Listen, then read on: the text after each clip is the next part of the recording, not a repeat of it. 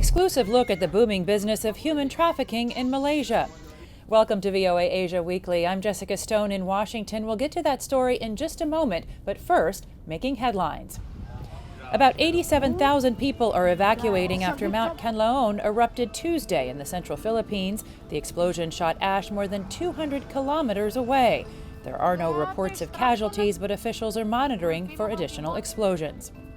U.S. Defense Secretary Lloyd Austin made his last trip to the region this week before the Trump administration takes office.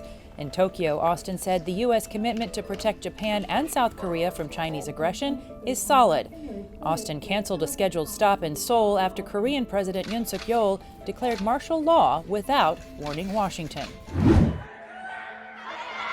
Protesters are growing angrier in Seoul after President Yoon refused to resign. On Thursday, he defended his decision to declare martial law as a way to protect the public from what he calls a dangerous opposition.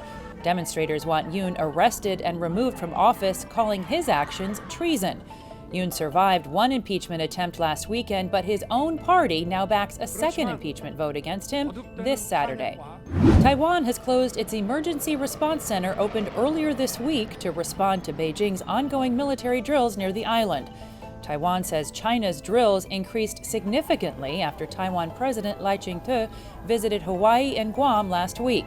Taiwanese media reported that 90 Chinese ships were operating off Taiwan's coast. Chinese behavior is a disruption of the security and stability of the Indo-Pacific region, creating uncertainties among the international community. Beijing claims Taiwan is part of China and says it's defending the country's sovereignty and will not tolerate Taiwan's separatist activities.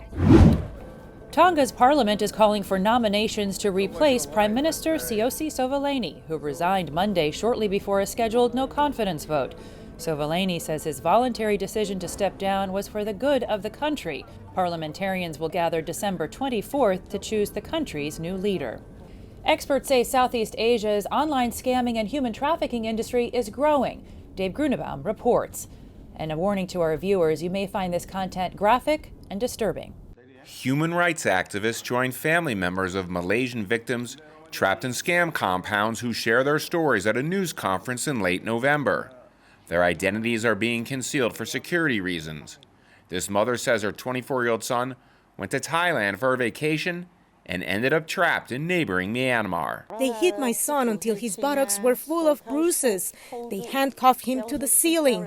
That's how he slept for 2 days. The mother says the family paid a $16,000 ransom to the crime group holding her son, but the captors never set him free. It's very heartbreaking. I have been crying for many days. The non-government organization Pertubahan Kebajikan Al-Ihsan Islamiyah Malaysia says this video shows victims trapped and tortured at scam compounds in Myanmar, Cambodia, and Laos.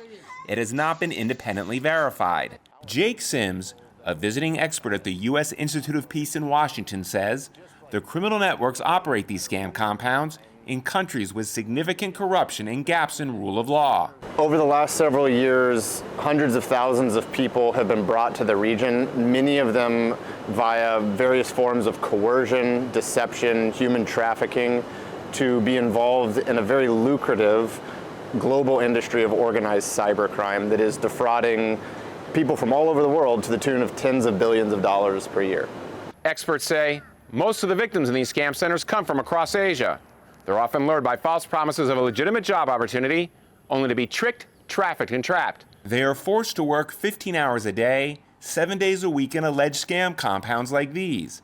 They are ordered to befriend people on social media as well as dating apps and coax them to invest their money into cryptocurrency scams.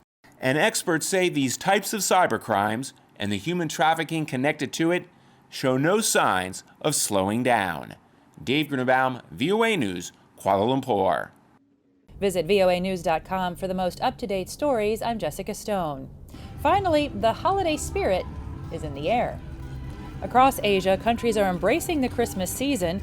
In Manila, people are lighting up the streets with Christmas displays. In Taipei, locals are dressing their dogs in strollers. And in Shanghai, crowds are enjoying delicious food from stalls and soaking up the holiday cheer. Thanks for watching VOA Asia Weekly.